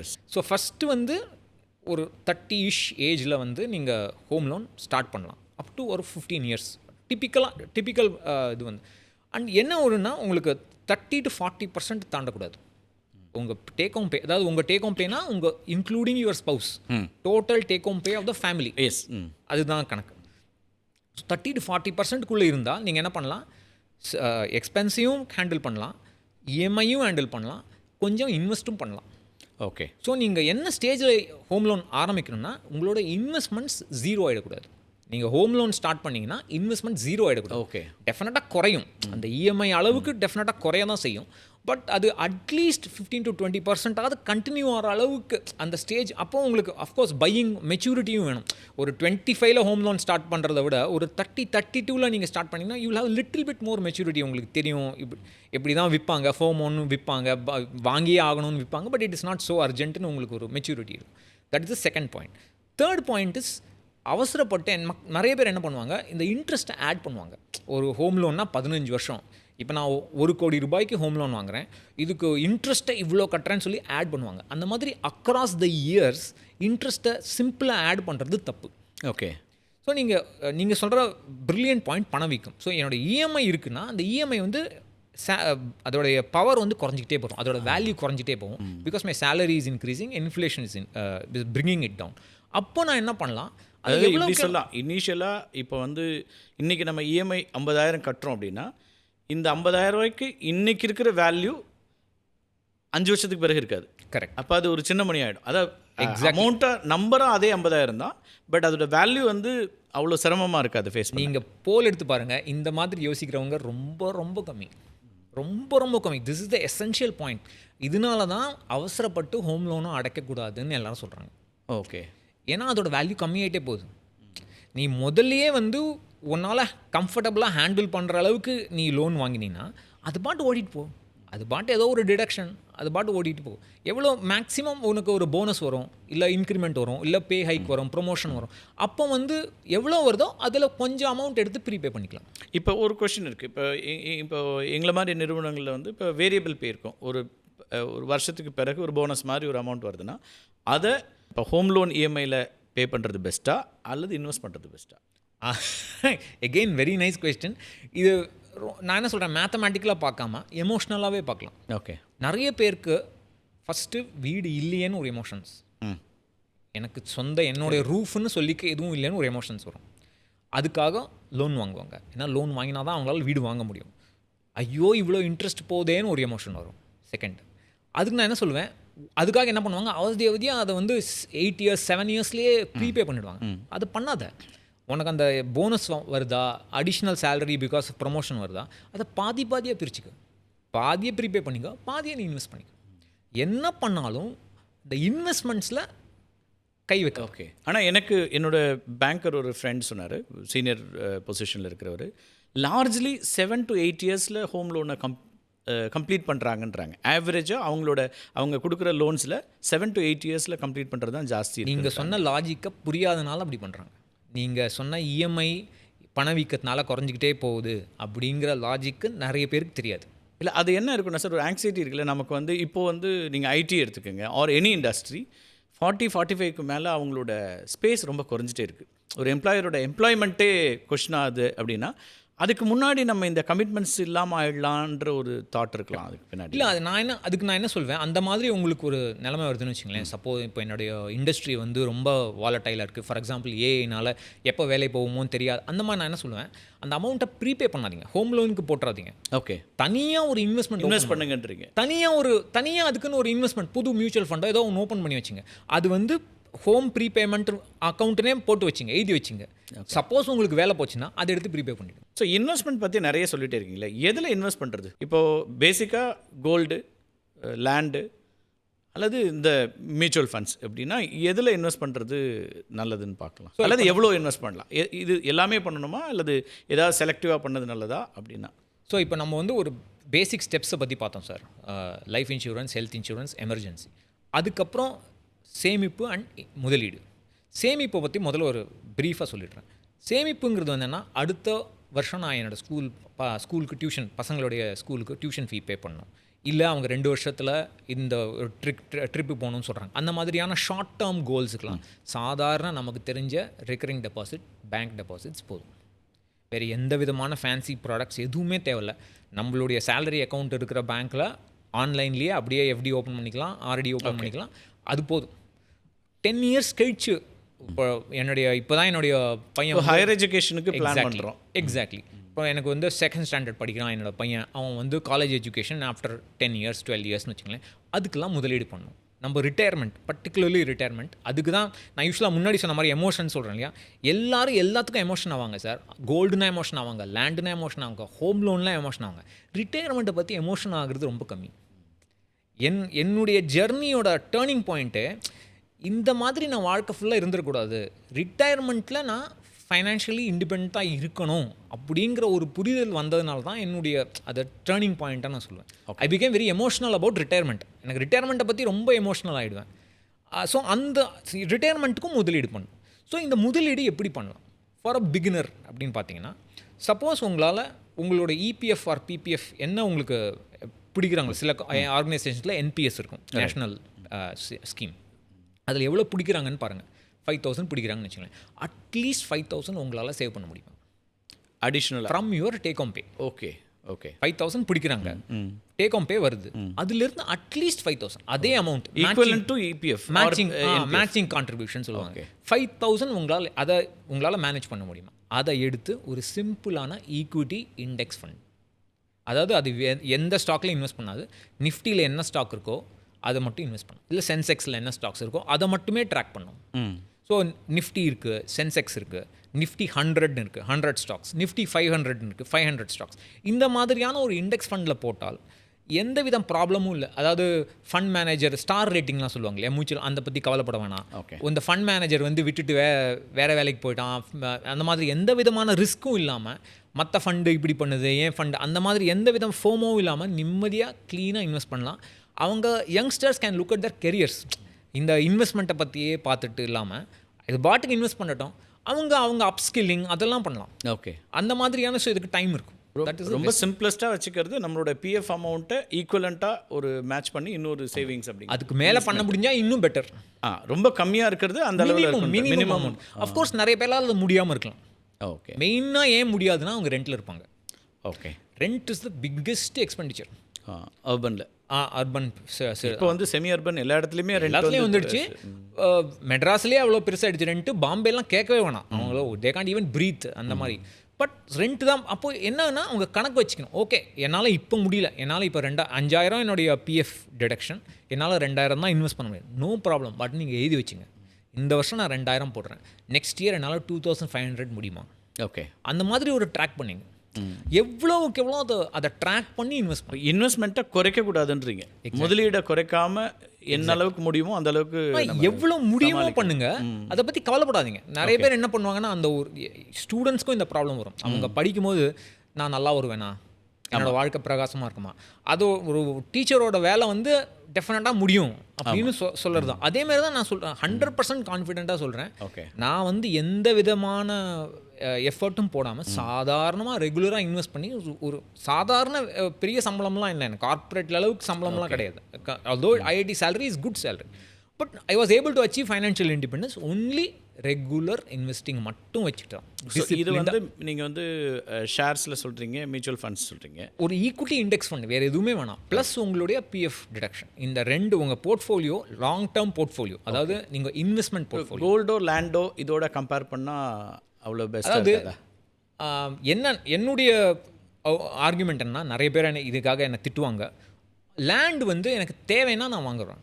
Okay, I want a house, நான் வசிக்கிறதுக்கு எனக்கு ஒரு வீடு வேணும், அதுக்கு நான் ஹோம் லோன். ஓகே, அதை பற்றி நம்ம பேசிட்டோம். பட் இன்வெஸ்ட்மெண்ட்டாக லேண்டை பார்க்க, இன்வெஸ்ட்மெண்ட்டாக தான் கேட்குறேன். இன்வெஸ்ட்மெண்ட்டாக நீங்கள், ஏன்னா நாங்கள் சொந்த வீடுனா அதுக்கு வந்து வேல்யூ கிடையாது. ஓகே, ஏன் சொந்த வீடுனா இப்போ நம்ம ஷர்ட் அதில் எமோஷன் எல்லாம் சேர்ந்ததுன்ட்டிங்க. இல்லை கரெக்ட். இப்போ நான் அந்த ஷர்ட் போட்டிருக்கேன், இந்த ஷர்ட்டை நான் கட்ட முடியாது, இப்போ அதுக்கு 0 value, it is my consumable. So சொந்த வீடு கன்சியூமபிள் ஆயிடுச்சு. பட் நான் ஒரு வெளியில் அவுட்ஸ்கர்ட்ஸில் ஒரு பிளாட் வாங்குறேன், அந்த மாதிரியான ஒரு இன்வெஸ்ட்மெண்ட்டாக யோசிச்சோம்னா என்ன ஒரே ஒரு ப்ராப்ளம்னா, இட்ஸ் வெரி டிரான்ஸ்பேரண்ட்டே கிடையாது, ஒப்பேக்கான ஒரு இன்வெஸ்ட்மெண்ட் ரியல் எஸ்டேட். என்ன ஒரு ஃபேர் மார்க்கெட் ப்ரைஸே கிடையாது. ஓகே, ஃப்ளக்சுவேட் ஆகிட்டே இருக்கும். ஒரே தெருவில் வீட்டுக்கு வீடு ப்ரைஸ் மாறும், அதே அமெனிட்டிஸ் அதே லொக்கேஷன், வீடுக்கு வீடு அவங்க வேறு வேறு ப்ரைஸ் சொல்லுவாங்க. அண்ட் உங்களுக்கு அதில் வந்து some black money is also always involved. However whatever we try to avoid, டெஃபினட்டாக நம்மளை அந்த இது பண்ணிவிடுவாங்க, அதில் ஃபோர்ஸ் பண்ணிவிடுவாங்க அந்த பிளாக் மணியில். அண்ட் நம்மளுக்கு அந்த விஷன் இருக்கணும், இந்த ஏரியா டெவலப் ஆகுமா. ஓகே, அந்த மாதிரியான, ஏன்னா ரியல் எஸ்டேட்டும் கமாடிட்டி. நிறைய பேர் என்ன சொல்கிறாங்க, லேண்ட் ஏறிட்டே இருக்கும், குறையவே குறையாது. அது அன்ஃபார்ச்சுனேட்லி தவறான ஒரு, எப்படி சொல்கிறீங்க அது? அதாவது அதுவும் ஃப்ளக்சுவேட் ஆகிட்டே இருக்கும். பட் அன்ஃபார்ச்சுனேட்லி எனக்கு டேட்டா கிடையாது. ஓகே, இப்போ ஸ்டாக்னா அந்த ஸ்டாக்கை வச்சு நான் ஹிஸ்ட்ரியை வச்சு சொல்லிடுவேன். இப்போ லேண்டுக்கு நமக்கு எல்லாமே பிளாக். சார், லேண்டு வந்து நீங்கள் ஒரு லேண்டு வந்து எல்லா ஊர்லேயும் விலை ஏறி இருக்குது. நான் 10 வருஷத்துக்கு இருந்ததோட இப்போ கம்பேர் பண்ணேன்னா எங்கள் கிராமத்தில் தொடங்கி சிட்டி வரைக்கும் விலை ஏறி இருக்குது. ஆனால் ஒரு விஷயம் நீங்கள் சொல்கிறதுல என்னென்னா, அந்த இன்க்ரிமெண்டல் இது இருக்கிறது வந்து டிஃபர் ஆகுது. நாம் சில இடத்துல இங்கே இன்க்ரீஸ் ஆகும், சிட்டி இன்க்ரீஸ் ஆகும்னு நினைக்கிற நேரத்தில் அதை விட ரூரலில் கூட இன்க்ரீஸ் ஆகிருக்கு. பிகாஸ் பைபாஸ் ரோடு வந்து ஏதோ ஒரு ரீசன் இருக்குது. அது வந்து ஒரு அதை வந்து கணிக்க முடியலன்னு வேணால் சொல்லாமே தவிர, பட் எல்லாத்துலேயுமே இன்க்ரீஸ் ஆகிருக்கு, குறையில. ஆனால் இன்க்ரீஸ் ஆகிருக்கு. பட் அந்த ரிட்டர்ன் எவ்வளோன்னு நீங்கள் பார்த்தீங்கன்னா எல்லாமே யூனிஃபார்மாக இருக்காது. ஓகே, எல்லாமே யூனிஃபார்மாக நிறைய ரிட்டர்ன்ஸ் இருக்காது. ஃபார் எக்ஸாம்பிள் சிலதெல்லாம் வந்து எஃப்டி அளவுக்கு தான் ரிட்டர்ன்ஸ் வரும், 7% 8% தான் சிலதெல்லாம். அது ரொம்ப காம்ப்ளெக்ஸ். நீங்கள் இன்க்ரீஸ் அப்படிங்கிறத நாம பர்சன்டேஜாக கால்குலேட் பண்ணி பார்க்கணுங்கிறீங்க. அது 10 இயர்ஸ்க்கு முன்னாடியிலேருந்து வேல்யூவாக பார்க்காம, அது 1 லட்சம் இன்னைக்கு வந்து 5 லட்சம் ஆயிருக்கலாம், எவ்வளோ பர்சன்டேஜ் இன்க்ரீஸ் ஆயிருக்கு, ஆனுவலைஸ் ரிட்டர்ன் அப்படின்னு சொல்லுவாங்க. பட் அந்த ஆனுவலைஸ் ரிட்டர்னுக்கான எக்ஸ்டென்சிவ் டேட்டா நமக்கு கிடையாது. Okay, area wise, for example வேளச்சேரின்னு எடுத்துட்டிங்களா, மயிலாப்பூர்னு எடுத்துக்கிட்டீங்கன்னா ஒரு தெருவுக்கான டேட்டா கிடையாது. ஓகே, ஆல்தோ நமக்கு ஆர்பிஐ ஹேஸ் அன் இண்டெக்ஸ், ஒரு ரியல் எஸ்டேட் இண்டெக்ஸ்னு ஒன்று இருந்தால் கூட அந்த இண்டெக்ஸுக்கும் நம்ம மார்க்கெட் ரேட் வந்து வெரி டிஃப்ரெண்ட். Very different. அதனால அந்த ப்ராப்ளம் என்னென்னா, எனக்கு ஒன்றுமே தெரியாது ரியல் எஸ்டேட்டை பற்றி, ஆனால் எனக்கு ரியல் எஸ்டேட்டில் ஆசை இருக்குதுன்னு சொல்கிறவங்க மாட்டிப்பாங்க. ஓகே, கொஞ்சம் அதை பற்றி தெரிஞ்சவங்க, இல்லை ஒரு ஃபேமிலியில் சில பேர் இருப்பாங்க, நிறைய அவங்களுக்கு ஹவுஸ் ஃப்ளிப்பிங்பாங்க, ரியல் எஸ்டேட் ஃப்ளிப்பிங்பாங்க, வாங்கிட்டு விற்பாங்க. பட் இன்னும் நார்மல் பீப்புள், ரியல் எஸ்டேட்டில் இன்னொரு சிக்கல் இருக்குது. டைட்டில்ஸு, அந்த இடம் வந்து நீங்கள் மேனேஜ் பண்ணுற வரைக்கும் நிறைய இஷ்யூஸ் பார்க்குறோம். லைக் டபுள் டாக்குமெண்ட்டில் தொடங்கி எல்லா இதுவும் அஃப்கோர்ஸ் அந்த ரிஸ்க்கும் சேர்ந்து தான் அது இருக்கு. நிறைய பேர் அதில் மாட்டிக்கிறாங்க. பட் அதுதான் எல்லாரோடைய எக்ஸ்பீரியன்ஸ்னு சொல்ல மாட்டேன், அந்த ரிஸ்க் ஃபேக்டர் இருக்கிற ஒரு இடம் அது. ஸோ அது எல்லாம் அதை புரிஞ்சு செய்யணும், ஆசைப்பட்டு அவசரப்பட்டு வாங்கிடக்கூடாது. What about gold? கோல்டில் எகெயின் இதுக்கு வந்து ரியல் எஸ்டேட் சொல்கிறத விட எனக்கு கோல்டில் பயங்கர எனக்கு கிரிட்டிசிசம் வந்திருக்கு சார். நான் என்ன சொல்ல வரேன்னா, 2 விஷயம் இருக்குது. எதுக்காக நீ கோல்டு வாங்குறேன், இப்போது என்னுடைய ஃபேமிலிக்கு எனக்கு கோல்டு வேணும். எனக்கு ஒரு ஆஸ் அன் இன்வெஸ்ட்மெண்ட் அப்படி சொல்கிறேன். ஆஸ் அன் அசெட்டாக நீங்கள் வாங்கினீங்கன்னா it is a different matter. For example நான் அக்யூமுலேட்டிங் கோல்டு ஃபார் குழந்தையோட மேரேஜுக்கு நிறைய பேர் பண்ணுறாங்க. That is completely different. It's completely safe. அதில் எந்த ப்ராப்ளமும் இல்லை. செய்கூலி சேதாரத்தை விட்டுருங்க. அது இருந்தாட்டி எனக்கு வேணும் நான் பண்ணுறேன். பட் நான் அதை ப்ரைஸை ட்ராக் பண்ணணுன்னு நான் வந்துட்டேன்னா எனக்கு சில விஷயங்கள் முதல்ல நான் புரிஞ்சுக்கணும். ஃபஸ்ட்டு ஃபாரெக்ஸ் ரேட் பொறுத்து தான் நம்மளுடைய ரிட்டர்ன்ஸ் இருக்குது. ரெண்டாவது கோல்டோட ப்ரைஸ் பார்த்தீங்கன்னா அதோட ஃப்ளக்சுவேஷன் பார்த்தீங்கன்னா ஈக்விட்டி அளவுக்கு ஃப்ளக்சுவேட் ஆகும். ஓகே. என்ன தான் நீங்கள் எல்லோரும் சொல்லுவாங்க 1990 லெவலில் இருந்தது, 2000 லெவலில் இருந்தது, அந்த மாதிரி ஒரு கரெக்ட் புள்ளி விவரம் டேட்டா டேபிள் போட்டு காட்டுவாங்க. பட் நீங்கள் தீவிரமாக அனலைஸ் பண்ணிங்கன்னா தான் உங்களுக்கு தெரியும் ஃப்ளக்சுவேட் ஆகிட்டே இருக்கும். ஓகே.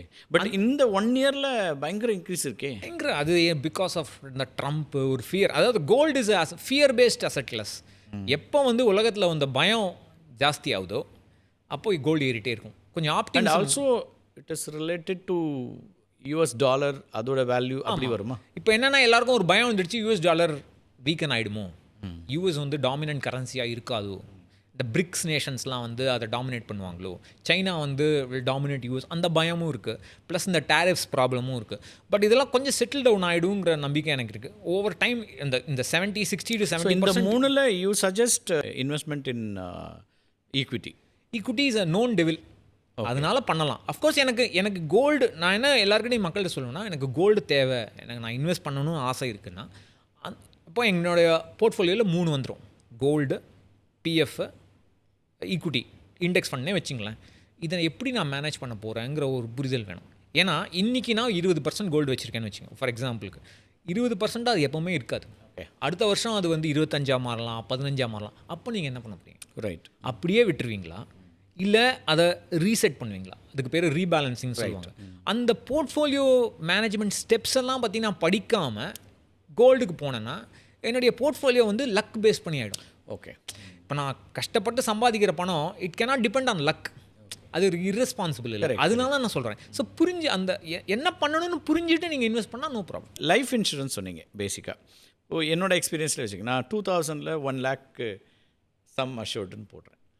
20 இயர்ஸ்க்கு அப்புறம் அந்த மணியோட வேல்யூ அப்படின்னு பார்த்தா நம்ம இவ்வளோ அப்போ வந்து அது பெரிய மணியாக இருந்துச்சு. 2000 வந்து when I started my career, சேலரியும் ரொம்ப கம்மி, நான் இஎம்ஐ அது வந்து இது பண்ணும்போது அதுக்கப்புறம் அதோட மெச்சூரிட்டி வேல்யூ வரும்போது கூட அது ஒரு இதால். இப்போ என்னோட கொஷின் என்னென்னா, ஒருவேளை நம்ம வந்து இப்போ நிறைய ஸ்கீம்ஸ் வந்து போஸ்ட் ரிட்டையர்மெண்ட் ஸ்கீம்லாம் கூட கொடுக்குறாங்க. நீங்கள் வந்து ஒரு 8% ஆஃப் யுவர் இது வந்து ரிட்டர்ன் வரும் உங்களுக்கு 60+ அப்படின்லாம் சொல்கிறாங்க. அன்னைக்கு அதோட வேல்யூ, மணி வேல்யூ ரொம்ப கம்மியாக இருக்குமே, அது போதுமா இருக்குமா? அதை எப்படி ஒர்க் அவுட் பண்ணுறது? எக்ஸாக்ட்லி, அதனால தான் அது எல்லாமே வேண்டாங்க. There is a very important saying, இன்சூரன்ஸையும் இன்வெஸ்ட்மெண்ட்டையும் மிக்ஸ் பண்ணாத. Okay, don't mix. Insurance life insurance, அதாவது டேர்ம் லைஃப் இன்சூரன்ஸ் மட்டுமே. அதாவது அது எந்த விதமான ரிட்டர்னும் வராது, போனஸ் எதுவுமே வராது. கேஸ் அதில் ஏதாவது எமர்ஜென்சி ஏதாவது ஆயிடுச்சுன்னா ஃபேமிலிக்கான ஒரு சப்போர்ட் சிஸ்டமாக இருக்கும், அவ்வளோதான். பாலிசி ஹோல்டர் இறந்தால் நாமினிக்கு பணம் வரும். That is a simple equation. அதனால் அதோட காஸ்ட்டும் கம்மி. ஓகே. பட் இந்த இன்சூரன்ஸ் வித் இன்வெஸ்ட்மெண்ட்ஸ், இந்த கேரண்டீட் பிளான், யூலிப்ஸ் பிளான், இதெல்லாம் பார்த்தீங்கன்னா அதோட அது காம்ப்ளெக்ஸ் ஸ்ட்ரக்சர். முதல்ல அதை புரிஞ்சுக்கிறதே ரொம்ப கஷ்டம், நிறைய பேருக்கு இது புரியாது. இந்த என்டவுமெண்ட் பாலிசிலாம் பார்த்தீங்கன்னா அதோட ரிட்டர்ன்ஸ் ரொம்ப கம்மி, பணவீக்கத்தோட 2% கம்மியாக வரும். ஓகே. ஸோ நீங்கள் டேக்ஸ் ஃப்ரீயாக இருந்தால் கூட you lose money, over time you lose money. நீங்கள் சொன்ன மாதிரி அந்த 1 lakhங்கிறது இப்போ வேல்யூவே இல்லாமல் போய்டும், அந்த மாதிரி ஆகிப்போச்சு. ஓகே. ஸோ ரிட்டையர்மெண்ட் அப்படின்னு வர்றதுக்கானது கிளேஸ் இப்போ பெரும்பாலும் இப்போ என்ன சிக்கல் இருக்குன்னா, கவர்மெண்ட் எம்ப்ளாயீஸ்க்கு கூட இன்றைக்கி அது வேறு ஒரு கொஷின் ஆகிடுச்சு. இப்போ ப்ரைவேட்டில் இருக்கவங்களுக்கு போஸ்ட் ரிட்டையர்மெண்ட்டில் எனக்கு மந்த்லி ரெவென்யூ நான் என்ன செய்யணும்? பேசிக்காக இப்போ வந்து மெடிக்கல் எக்ஸ்பென்சஸும் அதிகமாகிடுச்சு. மாதம் மெடிக்கேஷனுக்கான எக்ஸ்பெண்டிச்சர்ஸ், நான் சொல்கிறது ஒரு டேப்லெட்ஸோ இதுவே 5,000 to 6,000 ஆகும். அப்படின்னா போஸ்ட் ரிட்டையர்மெண்ட்டில் ஃபினான்ஷியல் இண்டிபெண்டன்ஸை எப்படி உறுதி பண்ணுறது? எங்கள் அம்மாவுக்கு வந்து 2 பென்ஷன் இருக்குது சார். ஒன்று அவங்களுடைய பென்ஷன் ப்ளஸ் ஃபேமிலி பென்ஷன். இந்த 2 பென்ஷனோட அமௌண்ட் சேர்த்தா it is lower than her medical bill today. அவங்களோட மெடிக்கல் பில்லே பே பண்ண முடியாது அந்த மாதிரி. ஸோ அதனால தான் ரொம்ப important to save for retirement. நீங்கள் ஃபஸ்ட்டு டேலேருந்து ரிட்டையர்மெண்ட் என்றைக்கு நீங்கள் வேலைக்கு சேர்றீங்களோ ஐடியலாக அன்னிலேருந்து ரிட்டையர்மெண்ட்டை பற்றி பேசுகிறது, யோசிக்கிறது இம்பார்ட்டண்ட். ஸோ எப்படி நான் பார்க்குறேன்னா, ஃபஸ்ட்டு உங்களுடைய எக்ஸ்பென்சஸை டேப்லெட் பண்ணுங்கள். இதில் எக்ஸ்பென்சஸ்னால் என்ன சொல்கிறேன்னா, இஎம்ஐலாம் சேர்க்கக்கூடாது. ஓகே. ஏன்னா அது இருக்காது. ரிட்டையர்மெண்ட் போது இஎம்ஐ இருக்கக்கூடாது. ஆனால் அஃப்கோர்ஸ் நிறைய பேர் இப்போ ரிட்டையர்மெண்ட் ஆனவங்களுக்கும் இஎம்ஐ கொடுக்குறாங்க, அது வேறு விஷயம். பட் இஎம்ஐ இருக்கக்கூடாது ஐடியலாக. பேரண்ட்ஸ் யூஸ்வலாக இருக்க மாட்டாங்க. By that time they would have retired from life. அதனால் அவங்களோட எக்ஸ்பென்சஸை சேர்க்க வேண்டாம். சில்ட்ரன் அந்த டைமில் இண்டிபெண்ட் ஆகிடுவாங்க, ஆகிடுவாங்கன்னு நம்பலாம். ஓகே. ஸோ அந்த எக்ஸ்பென்சஸையும் சேர்க்க வேண்டாம். பேசிக்கான அந்த ஒரு ஹஸ்பண்ட் அண்ட் ஒய்ஃபுக்கு என்ன எக்ஸ்பென்சஸ், அவங்களுடைய கரண்ட் லைஃப் ஸ்டைல், அதுதான். அதை மட்டும் ஃபஸ்ட்டு டேப்லெட் பண்ணும். இது ஒரு 7% இன்ஃப்ளேஷன் எவ்ரி இயர் அட்லீஸ்ட் 7%. சில வீட்டில் ஜாஸ்தியாக கூட இருக்கலாம். பட் இந்த 7% இன்ஃப்ளேஷன் ஆவரேஜ்னு வச்சிங்களேன். இந்த 7% இன்ஃப்ளேஷனில் நீங்கள் எப்போ ரிட்டையர் ஆனமோ, இப்போ ஏன்னா நம்மளுடைய பேரண்ட்ஸ் ஏஜ்லலாம் 60 வாஸ் த ரிட்டையர்மெண்ட், 58, 60 தான். இப்போ 50. ஓகே. 55னா பெரிய ஆள், யூ ஹவ் பீன் ஹெல்த்தின்னு அர்த்தம். அந்த மாதிரி ஆயிடுச்சு. Nobody is healthy. அந்த health has dropped so much that 50 to 55லாம் கார்பரேட் செக்டரில் they cannot handle the pressure.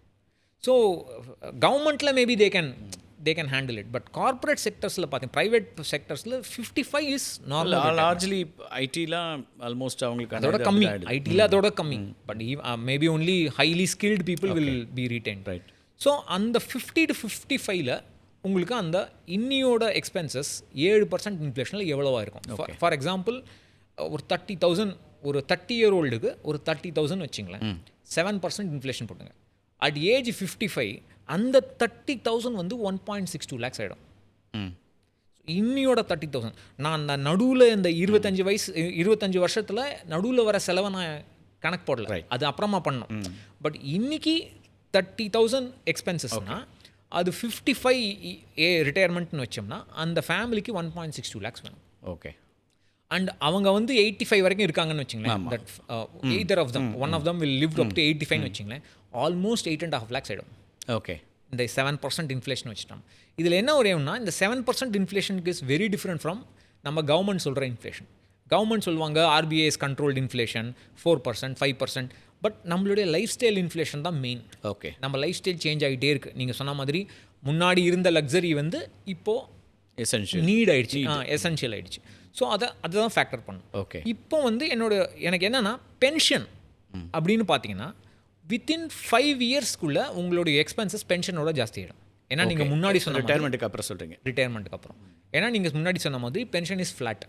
அது அப்படியே தான் இருக்கும் பென்ஷன். அதில் எந்த விதமான இன்க்ரிமெண்ட் எதுவுமே வராது. Most of the people, for example annuity பாலிசிலாம் சொல்லுவாங்க இல்லையா, ஒரு 5-6 இயர்ஸ்க்குள்ளே அந்த பென்ஷனோட ஜாஸ்தி ஆகிடும் உங்கள் எக்ஸ்பென்சஸ். அப்போ நீங்கள் என்ன பண்ண போகிறீங்க?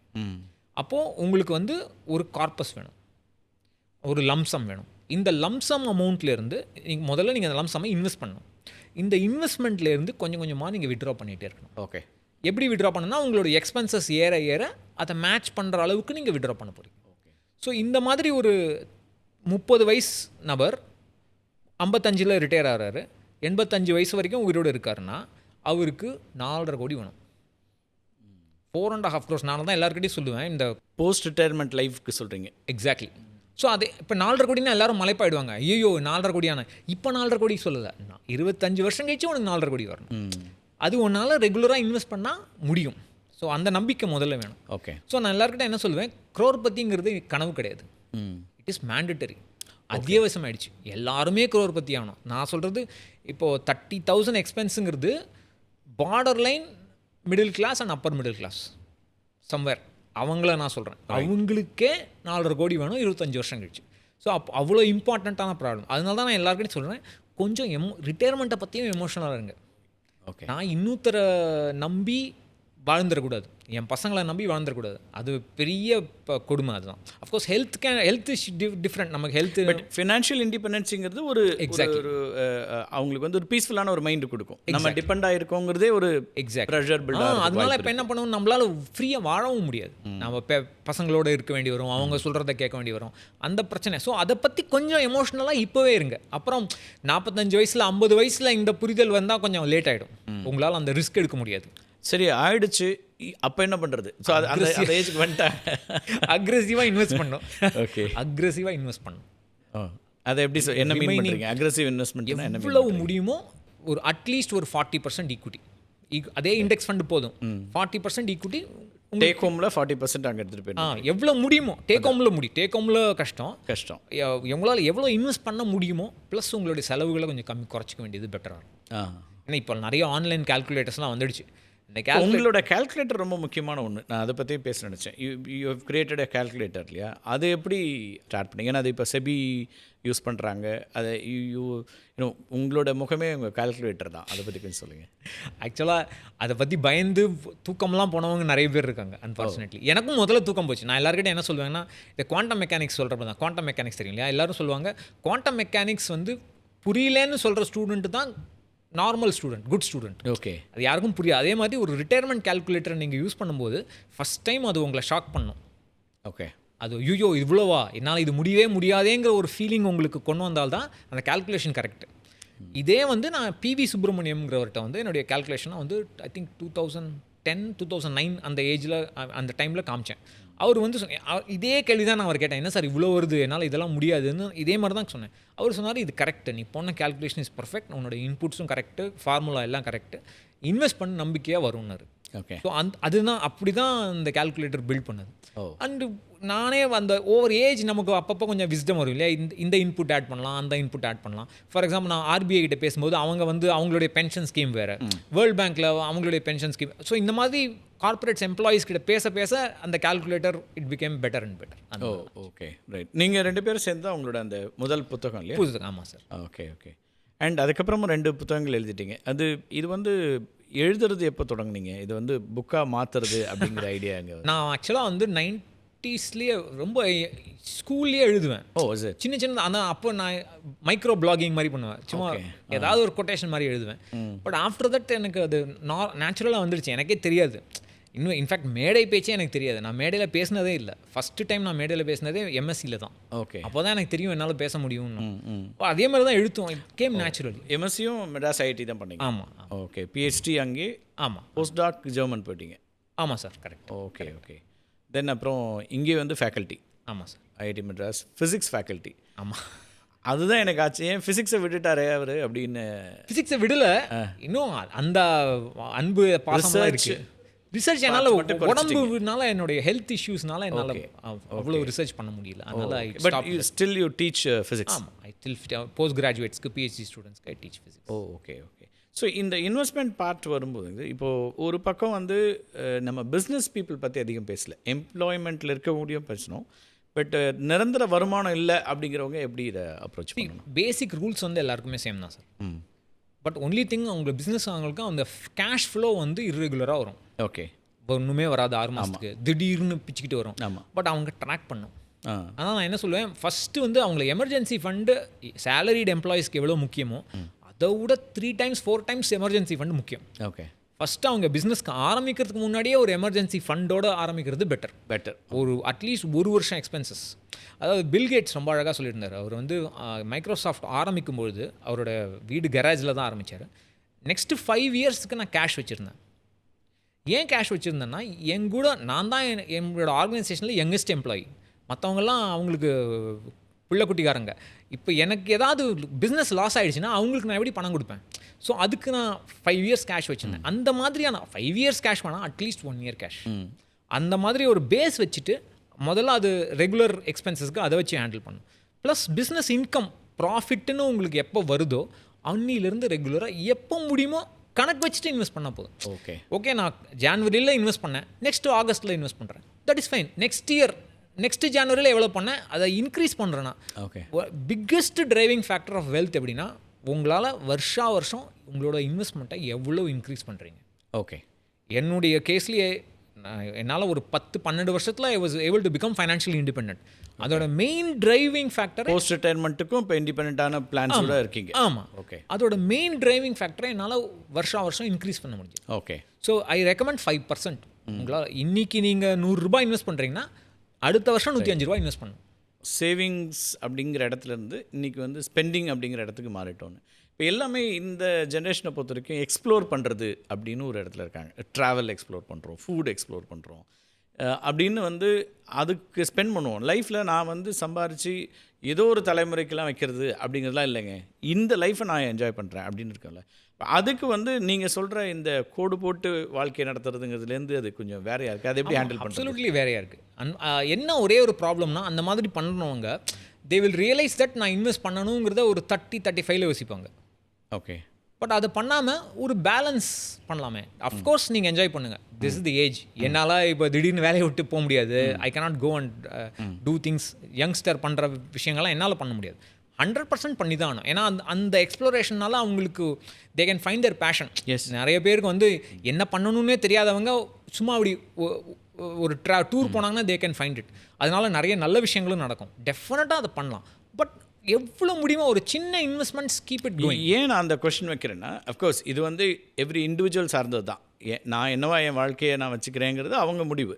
ஆனால் இப்போது ஒரு ட்ராவலுக்கு லோன் எடுத்துகிட்டு போகிறது, ஸோ இந்த இப்போ எல்லாமே கிரெடிட் கார்டு சிஸ்டத்தில் இருக்கும்போது ஸோ ஓகே நான் வந்து முதல்ல லேவிஷாக அந்த ஸ்பெண்ட் பண்ணிடுறேன், இல்லைனா பிள்ளையரோட சந்தோஷம் தான் முக்கியம், அல்லது நான் வந்து இந்த டைமை நான் என்ஜாய் பண்ணேன் அப்படின்றது இருக்கு இல்லையா? அப்போது என்ன யோசிச்சா நல்லது? அல்லது அது மாதிரி போகிறது பெட்டராக இருக்கா, இல்லை அது ஒரு விதின் த லிமிட் இருந்தால் அதுக்கான லிமிட்டுன்னு ஏதாவது இருக்கா அப்படி கேட்குறேன். லிமிட்னா சேவ் பண்ணிவிட்டு போங்கன்னு சொல்கிறீங்களா? சேவ் பண்ணிவிட்டு போகிறது பெட்டர். ஓகே. ஆனால் அது நிறைய பேர் கேட்க மாட்டாங்க. இன்றைக்கே போகணும்பாங்க. 1 இயர் சேவ் பண்ணிவிட்டு போங்க. ஃபார் எக்ஸாம்பிள் ஒரு மலேசியாவோ தாய்லாண்டோ போகணுன்னா ஒரு 3 மாதம் 4 மாதம் சேவ் பண்ணிட்டு போகலாமே. அவ்வளோ ஒன்றும் பெரிய எக்ஸ்பென்சிவ் ட்ராவல் கிடையாது. நீங்கள் லோ பட்ஜெட் ட்ராவல்ஸ் பண்ணலாம். அதுக்கு 3 months 4 months சேவ் பண்ணிட்டு போகலான்னு பண்ணலாம். ஓகே. பட் அது முடியல, நான் என்னால் இஎம்ஐயில் தான் நான் பண்ணுவேன் அப்படின்னு நினச்சிங்கன்னா அட்லீஸ்ட் கொஞ்சம் பெரிய இஎம்ஐஸ்லாம் வாங்காமல், கார் இஎம்ஐ வாங்காதீங்க. உங்களுக்கு என்ன தேவையோ, ஃபார் எக்ஸாம்பிள் நீங்கள் ஹாலிடேக்கு இஎம்ஐ வாங்கினால் car EMI, home loan EMI கொஞ்சம் தள்ளி போடுங்க. அந்த லோன்ஸை தள்ளி போடுங்க. So when you are focusing only on that, அதை மட்டும் பண்ணுங்கள். Okay, that is okay. Again அந்த 30-40% ஆஃப் த டேக் ஹோம் பே. இப்போ இன்னொன்று, இப்போ ஹோம் லோன் விஷயமே பார்த்தீங்கன்னா, இப்போ போன தலைமுறையில் எப்படின்னா முழு காலமாக அவங்க உழைச்சிட்டு ரிட்டையர்மெண்ட்டில் வரக்கூடிய பணத்தை வச்சு ஒரு வீடு கட்டுறது அப்படின்னு ஒரு ப்ராக்டிஸ் இருந்துச்சு. இன்றைக்கி அப்படி இல்லை. இன்றைக்கி வந்து வேலைக்கு ஜாயின் பண்ண உடனே நம்ம லோன் எடுத்துகிட்டு இஎம்ஐ நம்ம கட்டிக்கலாம். பிகாஸ் ரெண்டல் ஹவுஸ்லேயே இருக்கிறது பதிலாக ஓன் ஹவுஸில் இருந்துடலாமே, இந்த ப்ரெஷர் எடுத்துக்கலாம் அப்படின்ற ஒரு தாட் வந்துச்சு. ஸோ அந்த மாதிரி ஒரு லைஃப் சேஞ்ச் ஆகிட்டு இருக்கக்கூடிய ஒரு சினாரியோ இன்றைக்கி வந்து உலகம் முழுக்க எக்ஸ்ப்ளோர் பண்ணுறது அப்படிங்கிற இடத்துக்குலாம் வரும்போது நான் அதுக்கு தான் கேட்குறேன், இதை எப்படி அப்ரோச் பண்ணலான்னு. எல்லாருக்குமே இப்போ வந்து நீங்கள் சொல்கிற மாதிரி ஸ்பெண்ட் பண்ணுறதுல இன்றைக்கி எல்லா விதமான இதுக்கும் என்டர்டெயின்மெண்ட்டுக்கும் நிறைய ஸ்பெண்ட் பண்ணுறோம். இப்போது இப்படி எடுத்துக்கலாம். இப்போ வந்து ஒரு காலத்தில் நான் ஸ்டூடெண்ட்டாக இருக்கிற காலத்தில், ஸ்கூலிங்கில் இருந்த காலத்தில் தீபாவளி பொங்கலுக்கு மட்டும்தான் நியூ ட்ரெஸ் அப்படின்னு ஒன்று இருந்துச்சு. இன்றைக்கி அப்படி இல்லை. நினச்சா வந்து ஆர்டர் போடுறோம், வந்துடுது.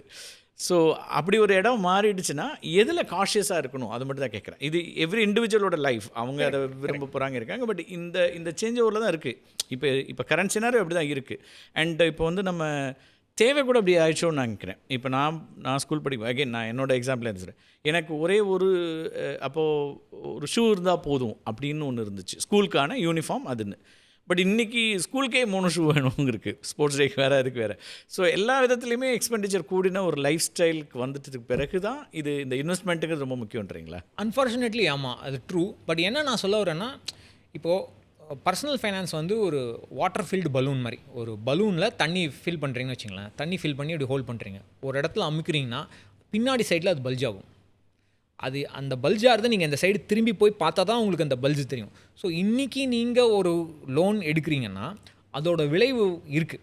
டெஃபினட்டாக அதோட விளைவு இருக்குது. ஹோம் லோனோ, ட்ராவலுக்கு லோனோ, கார் லோனோ, எனி லோன் உங்களுக்கு டெஃபினட்டாக அது ரிட்டையர்மெண்ட்டுக்கு நீங்கள் எவ்வளோ கார்பஸ் பில்ட் பண்ணுவீங்கிறது குறைக்கும். ஸோ அந்த ஓகே, அது எனக்கு பரவாயில்ல, நான் அதை கால்குலேட் பண்ணிட்டேன், அதை நான் மேக்கப் பண்ணிக்கிறேன். இன்றைக்கி எனக்கு தேவை, நான் ஹோம் லோன் எடுக்கிறேன். பட் என்னால் ஃப்யூச்சரில் நிறைய சம்பாதிச்சு அந்த இன்வெஸ்ட்மெண்ட்டை கேட்சப் பண்ண முடியும். ஓகே, அந்த கான்ஃபிடென்ஸ் எனக்கு இருக்குது, நான் அதை பிளான் பண்ணிட்டேன்னு நினச்சவங்க ஹோம் லோன் எடுக்கலாம், அதில் எந்த விதமான லோனும் எடுக்கலாம். பட் நிறைய பேர் என்ன பண்ணுறாங்க, எமோஷ்னலாக அதை டீல் பண்ணுறாங்க. ஓகே, நீங்கள் எமோஷ்னலாக டீல் பண்ணிங்கன்னா உங்களுக்கு இந்த பிற்கால விளைவை பற்றி நீங்கள் யோசிக்கவே மாட்டீங்க. இன்றைக்கி எனக்கு இது வேணும், அதுதான் ஒரு எமோஷன்ஸோட ப்ராப்ளம். அது கூட நான் அந்த இப்போ வந்து மாறி இருக்கா மனநிலை அப்படின்னு. ஏன்னா இப்போ நமக்கு வந்து கடனை பற்றி பேசும்போது கடன் பட்டார் நெஞ்சம் போல் கலைஞனான் இலங்கை வேந்தன்னு சொல்லுவாங்க. ஸோ அவ்வளவு கடன்கிறது அவ்வளோ பெரிய ஒரு விஷயம் அப்படின்னு நினச்ச காலத்துலேருந்து இன்றைக்கி வந்து அது பார்ட் ஆஃப் லைஃப் அப்படின்னு மாறுதா? ஆமாம், அப்சல்யூட்லி. பாதி பேருக்கு பார்ட் ஆஃப் லைஃப்னு இருக்குது. இன்னொரு பாதி பேர் என்ன பண்ணுறாங்க, அந்த இன்ட்ரெஸ்ட்லாம் கால்குலேட் பண்ணி கடகடான்னு அடைச்சிடணும் அப்படின்னும் இருக்காங்க. பட் சாதாரண அதாவது ஹோம் லோனுக்கு அந்த சீக்கிரம் அடைக்கணுங்கிற ஒரு மைண்ட் செட் இருக்குது என்ன நான் பார்த்த வரைக்கும்.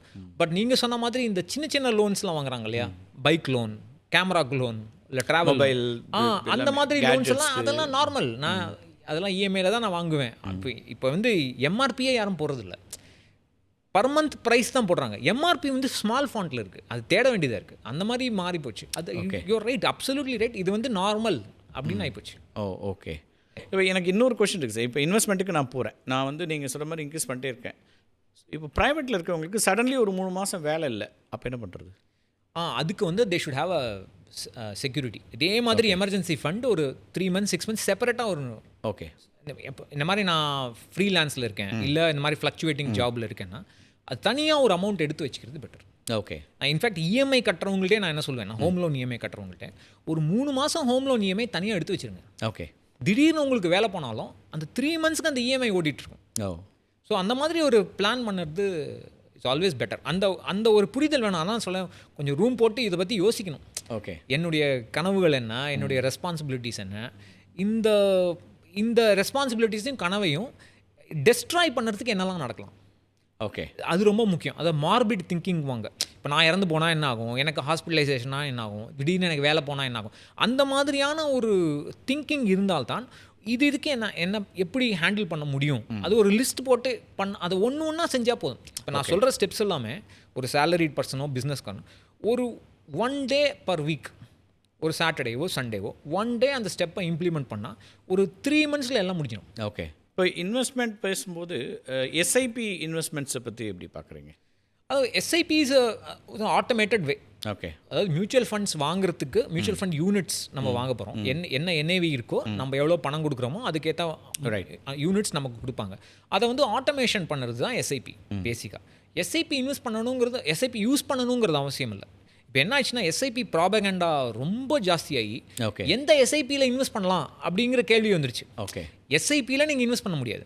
எஸ்ஐபிங்கிறது ஒரு வழி. மியூச்சுவல் ஃபண்டில் தான் இன்வெஸ்ட் பண்ண போகிறோம். பட் அந்த எஸ்ஐபி தேவையில்லைங்கிறது என்னை பொறுத்த வரைக்கும் தேவையில்லை. ஓகே. ஏன்னா அது வந்து நிறைய பேர் என்ன சொல்லுவாங்க, அது டிசிப்ளினை இன்கல்கேட் பண்ணும். டிசிப்ளின் வந்து ஒரு ஆட்டோமேட்டட் இன்ஸ்ட்ருமெண்ட்னால உங்களுக்கு வராது. ஓகே. அது உள்ளிருந்து வருது. அது உங்களுக்கே அந்த டிசிப்ளின் இருந்தால்தான் வரும், இல்லை நீங்கள் அதை டெவலப் பண்ணிக்கணும். நான் என்ன சொல்கிறேன், எவ்வளோ முடியுமோ இன்வெஸ்ட் பண்ணுங்கள். நான் நிறைய பேர் என்ன பண்ணுவாங்கன்னா, நான் 2000 ரூபாய் எஸ்ஐபி போட்டேன் சார், என் வேலை முடிஞ்சதுன்னுவாங்க. இல்லை, உன் வேலை முடியல, நீ முதல்ல அது இன்வெஸ்ட் பண்ணது போருமான்னு பார்க்கணும். அந்த இன்வெஸ்ட்மெண்ட்டை வருஷம் இன்க்ரீஸ் பண்ணணும். இந்த மாதிரி சுச்சுவேஷனில் நீங்கள் எஸ்ஐபி போட்டு அதை லாக் பண்ணால் என்னோடய வேலை முடிஞ்சுதுன்றான்.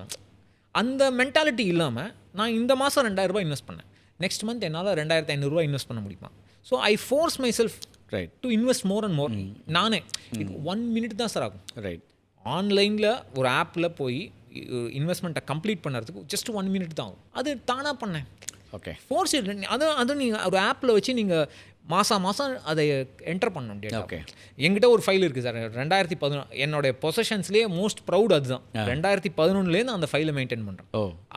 மாதம் எவ்வளோ இன்வெஸ்ட் பண்ணேங்கிறது டேட்டா. ஓகே. ஸோ இந்த டேட்டாவை நான் பார்க்கும்போது என்னைக்காவது நான் மிஸ் பண்ணேன்னு வச்சுங்களேன், ஒரு 2 மாதம் என்னால் போட முடியலன்னா அந்த டேட்டாவை பார்த்தா எனக்கு ஒரு இன்ஸ்பிரேஷன் வரும். ஓகே நான் இதை பண்ணியிருக்கேன், இதை கண்டினியூ பண்ணணும்.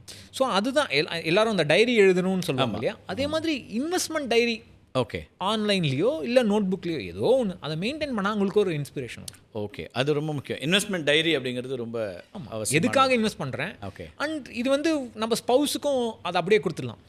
இப்போ இங்கெல்லாம் இன்வெஸ்ட் பண்ணியிருக்கேன், எதுக்காக இன்வெஸ்ட் பண்ணியிருக்கேன், எவ்வளோ இன்வெஸ்ட் பண்ணுறேன், லைஃப் இன்சூரன்ஸ் எங்கே இருக்குது, ஹெல்த் இன்சூரன்ஸ் எங்கே இருக்குது. இது நிறைய ஸ்பௌசஸ் வந்து அவங்களுக்கு இன்ட்ரெஸ்டே இல்லாமல் இருப்பாங்க. சில வீட்டில் ஹஸ்பண்ட் மட்டும் செய்வாங்க, ஒய்ஃப் மட்டும் செய்வாங்க.